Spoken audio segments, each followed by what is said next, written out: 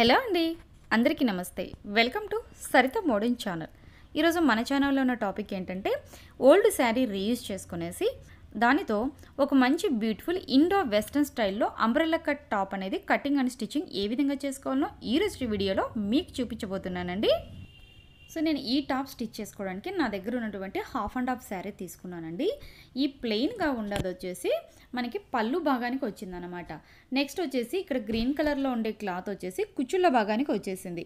So నేనేం చేస్తున్నానంటే ఈ టాప్ వచ్చేసి ఈ కలర్తో స్టిచ్ చేస్తున్నాను. దీనికి లైనింగ్గా ఆ పళ్ళు పార్ట్కి వచ్చేసినటువంటి క్లాత్ అనమాట. అది ప్యూర్ సిల్క్ అండి, రా సిల్క్ క్లాత్, సాఫ్ట్గా ఉంటుంది. సో దాన్ని లైనింగ్గా యూజ్ చేసుకుంటున్నాను. ఈ పీసు 3 మీటర్స్ ఉందండి. సో ఇందులోంచి నేను ఫస్ట్ బాడీ పార్ట్ కట్ చేసుకోవడానికి కొంచెం క్లాత్ అనేది పక్కకు తీసుకున్నాను. సో ముందు ఏం చేస్తున్నామంటే మనం ఇక్కడ టాప్ మెజర్మెంట్స్ అంటే పైన చెస్ట్, షోల్డర్ ఈ మెజర్మెంట్స్ అన్ని ఇక్కడ డ్రా చేసుకుంటాము. ఫస్ట్ వచ్చేసి ఈ క్లాత్కి చివరి వైపు అంటే జస్ట్ ఒక 1/2 ఇంచు మార్కింగ్ చేసుకునేసి ఇక్కడ ఈ బార్డర్ లైన్ అనేది గీసుకోవాలన్నమాట. ఈ ఎక్స్ట్రా క్లాత్ కట్ చేసుకోండి, ఎందుకంటే మనకి క్లాత్ అనేది అప్ అండ్ డౌన్ రాకూడదు కదా. ఇంకోటి కంటే ఇక్కడ బ్యాక్ ఫ్రంట్ 2 పీసెస్ కూడా ఒకేసారి కట్ చేసుకుంటున్నాను కాబట్టి స్ట్రైట్గా ఉండేలా చూసుకోండి. తర్వాత ఇక్కడ బాడీ పార్ట్కి లెంత్ తీసుకుందాం. ఇక్కడ యాక్చువల్గా లెంత్ వచ్చేసి 15 ఇంచెస్. సో ఒక 1 ఇంచు మనకి స్టిచ్చింగ్ మార్జిన్ కోసం తీసుకొని టోటల్గా 16 ఇంచెస్ దగ్గర టాప్ లెంత్ అనేది తీసుకోవాలండి. నెక్స్ట్ వచ్చేసి షోల్డర్ అనమాట. ఇక్కడ షోల్డర్ వచ్చేసి నేను 7 ఇంచెస్ పెడుతున్నాను, అంటే బ్యాక్ డీప్ నెక్ తీయట్లేదు అనమాట. రెడీమేడ్ స్టైల్లో స్టిచ్ చేస్తున్నాను కాబట్టి షోల్డర్ వచ్చేసి 7 ఇంచెస్ పెట్టుకోండి.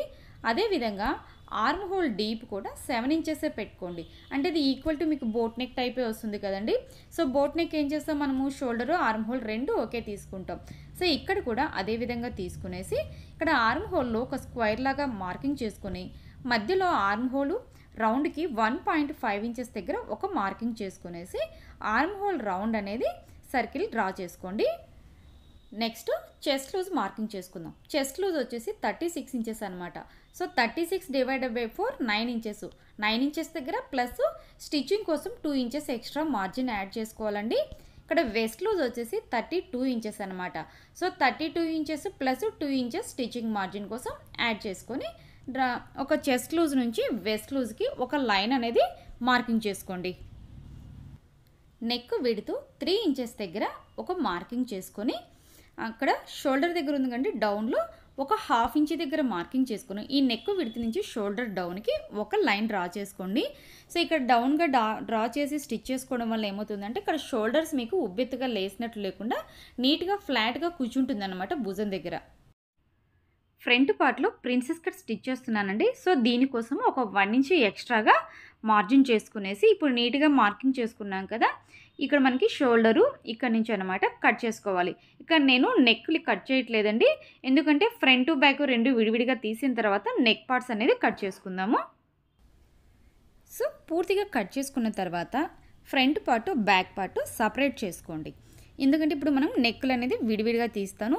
సో ఒకేసారి కట్ చేసుకోవచ్చండి. ఇక్కడ ఏమంటే సిల్క్ క్లాత్ కాబట్టి కొంచెం నెక్కులు అనేది మీకు డిఫరెన్స్ వస్తుంది. సో అందుకు విడివిడిగా తీసుకొని క్లాత్ మొత్తం నీట్గా సర్దుకున్న తర్వాత నెక్ అనేది కట్ చేసుకోవాలండి.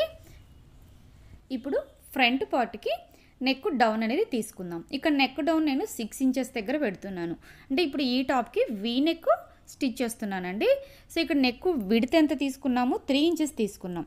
సో నెక్ డౌన్ వచ్చేసి 6 ఇంచెస్ దగ్గర ఒక మార్కింగ్ చేసుకునేసి ఇక్కడ టోటల్గా ఒక స్క్వైర్ లాగా ఒక బాక్స్ అనేది మీరు మార్జిన్ వేసుకోండి. ఇప్పుడు షోల్డర్ దగ్గర నుంచి ఇక్కడ మనకి కార్నర్కి ఇక్కడ వీడియోలో చూపిస్తున్నాను కండి, ఈ విధంగా పెట్టుకునేసి ఒక లైన్ అనేది డ్రా చేసుకోండి. సో ఇక్కడ వీనెక్ షేప్ అండి. ఇది మరీ డీప్గా పెట్టుకుంటే బాగోదు కాబట్టి కరెక్ట్గా మీ బాడీ మెజర్మెంట్స్ని చూసుకునేసి ఎంత కావాలో అంత నీట్గా పెట్టుకొని మార్కింగ్ చేసుకోండి. సో ఇప్పుడు నీట్గా ఈ వీనెక్ షేప్ని కట్ చేసేసుకోవాలండి. తర్వాత ఇక్కడ ఆర్మ్ హోల్ డౌన్లో ఒక 1/2 ఇంచ్ మార్కింగ్ చేసుకున్నాం కదా, సో ఈ ఆర్మ్ హోల్ డౌన్ కూడా నీట్గా మార్క్ చేసుకొని కట్ చేసేసుకోండి. ఫ్రంట్ పార్ట్ నెక్ కట్ చేసేసుకున్నాం కదా. సో నెక్స్ట్ వచ్చేసి ఈ బ్యాక్ పార్ట్కి నెక్ అనేది మార్కింగ్ చేసుకుందాం.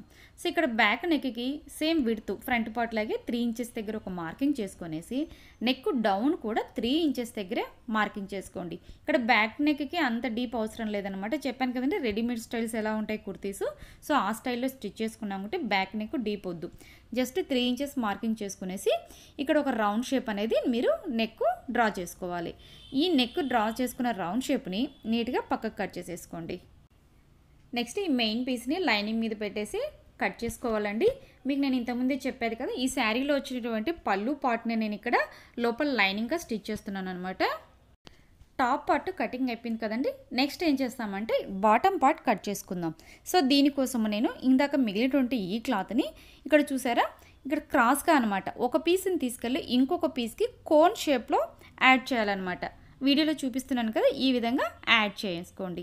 ఇక్కడ యాడ్ చేసేటప్పుడు సిల్క్ క్లాత్ కదండి, మనకి కొంచెం ముడతలు బాగా వస్తాయి. సో ఎటువంటి ఫ్రిల్స్ లేకుండా నీట్గా క్లాత్ను సర్దుకోండి.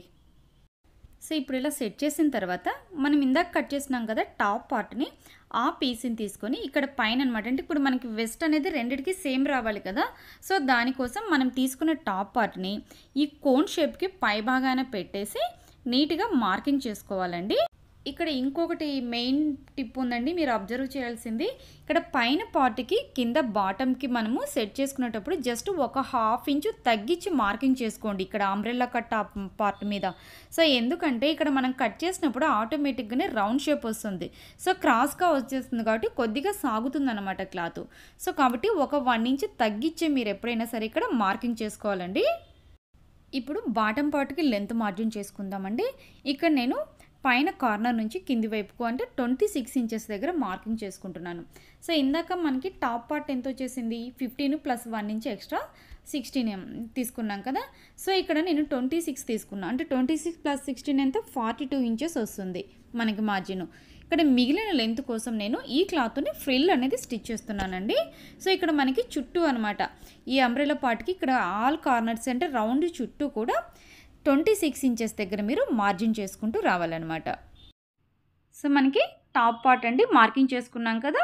సో దాని ప్రకారం నీట్గా కట్ చేసుకున్నాము. మనకి ఈ అంబ్రెల్లా కట్ షేప్ అనేది ఈ విధంగా వస్తుంది. ఇప్పుడు మనము దీన్ని బేస్ చేసుకుని కింద లైనింగ్ను కూడా సేమ్ ఇదే విధంగా కట్ చేసుకోవాలండి. సో ఇందాక మనం పక్కన పెట్టాం కదా ఆ ప్లెయిన్ క్లాత్ను సేమ్ అండి, ఆ క్లాత్ను కూడా ఫస్ట్ 2 ఫోల్డ్స్ వేసుకొని దాన్ని ఇక్కడ వీడియోలో చూపించిన విధంగా ఆపోజిట్ సైడ్కి కార్నర్కి బేస్ చేసుకొని ఫోల్డ్ చేసుకోవాలి అండి.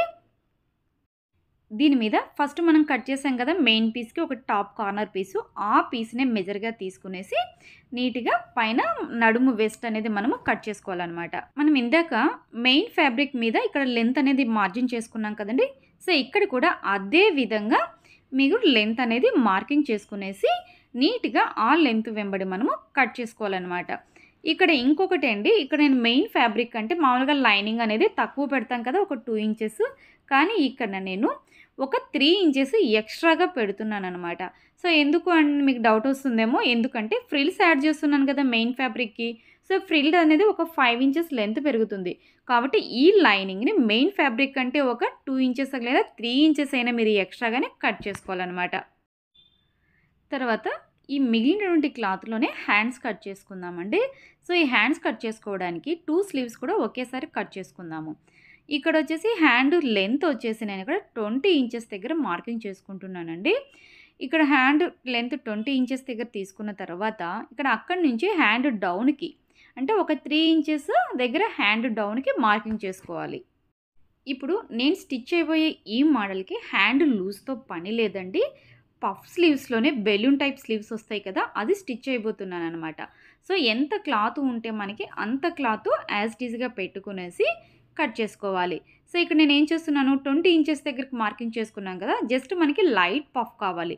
సో దానికోసం పైన ఒక 2 ఇంచెస్ దగ్గర ఎక్స్ట్రాగా తీసుకొని ఇక్కడ సేమ్ మనకి ఇందాక మార్కింగ్ చేసుకున్నాం కదా హ్యాండ్ డౌన్కి ఇక్కడ హ్యాండ్ కర్వ్ షేప్లో కట్ చేసుకుంటే సరిపోతుందండి. ఈ హ్యాండ్కి మనకి పెద్దగా మెజర్మెంట్స్తో పని లేదనమాట.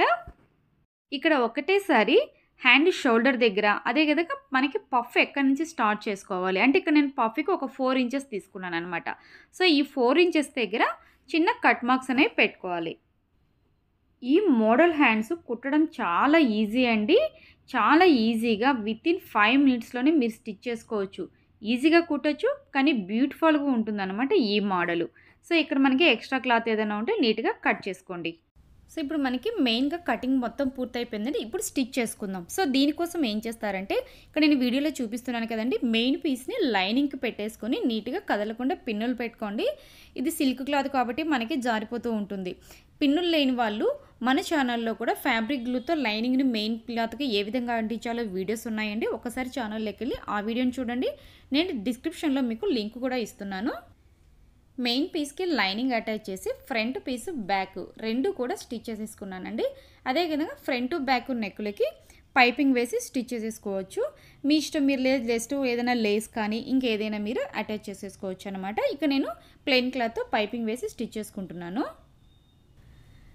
నెక్స్ట్ వచ్చేసి ఈ ఫ్రంట్ పీస్కి ప్రిన్సెస్ కట్ మార్కింగ్ చేసుకున్నానండి. కానీ బై మిస్టేక్ ఇక్కడ వీడియో ఆఫ్ అయిపోయింది ఇక్కడ నేను మార్కింగ్ చేసుకునే టైంలో. సో మీకు మళ్ళీ ఒకసారి నేను ఎక్స్ప్లెయిన్ చేస్తాను.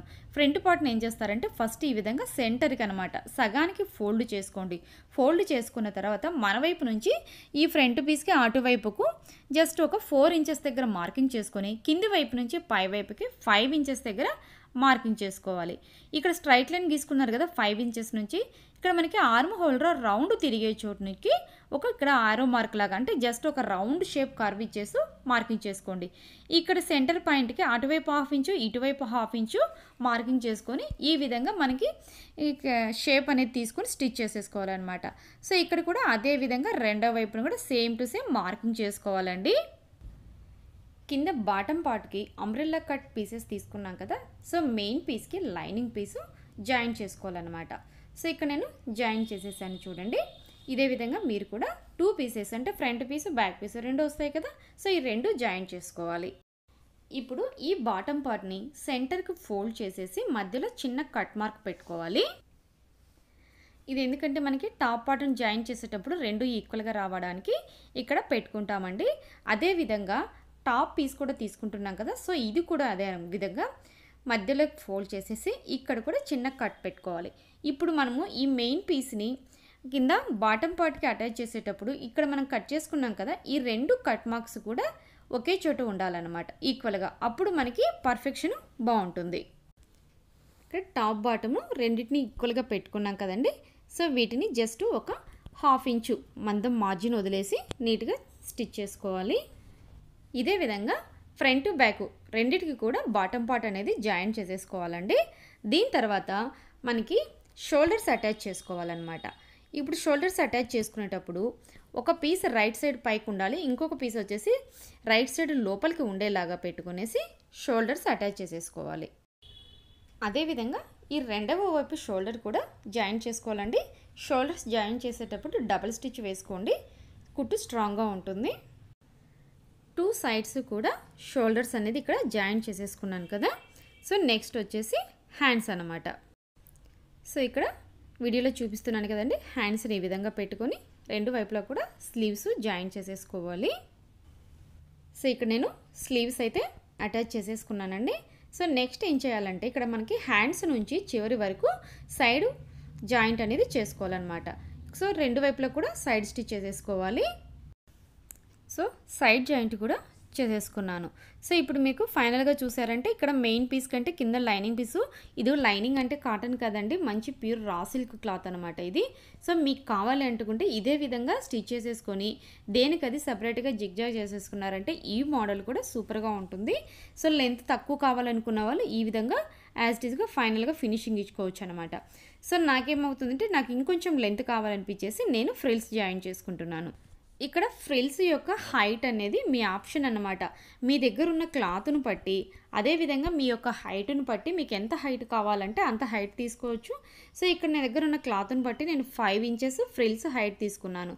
సో ఇక్కడ సెంటర్లో నెక్ డౌన్లో మీరు కావాలంటే బటన్స్ అనేది ఫ్యాబ్రిక్ బటన్స్ కానీ లేదా షో బటన్స్ కానీ మీరు యాడ్ చేసేసుకోవచ్చు అండి.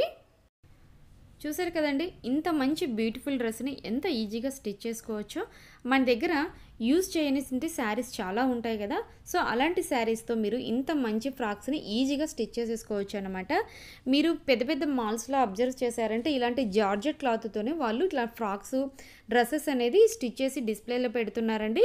కానీ అవి చాలా కాస్ట్ ఉన్నాయన్నమాట. మామూలు ఇలాంటి ఫ్రాక్ మీరు తీసుకోవాలంటే 2000 ఈజీగా పెడుతున్నారు వాళ్ళు డిస్ప్లే పీస్ పెట్టేసి. సో అలా లేకుండా మనకి జార్జెట్ శారీ తీసుకున్నా కూడా ఇలాంటి శారీస్ 300 to 500లో మంచి శారీస్ దొరుకుతాయన్నమాట. సో మీరు ప్రింట్స్ని ఇంకా మంచిగా సెలెక్ట్ చేసేసుకొని నీట్గా మాల్స్లో ఉండేటువంటి డిస్ప్లేలో ఉన్నటువంటి డ్రెస్సెస్ని మీరు ఈజీగా స్టిచ్ చేసేసుకోవచ్చు. ఓకే అండి, ఈ వీడియో మీద మీ అభిప్రాయాన్ని లేదా మీకు నుండి డౌట్స్ని నాకు కింద కామెంట్ సెక్షన్లో తెలియచేయండి. నేను తప్పకుండా మీకు రిప్లై ఇస్తాను. అదేవిధంగా మంచి ఒక యూస్ఫుల్ వీడియోతో నెక్స్ట్ మీ ముందుకు వస్తాను. అంతవరకు సెలవు. Thank you.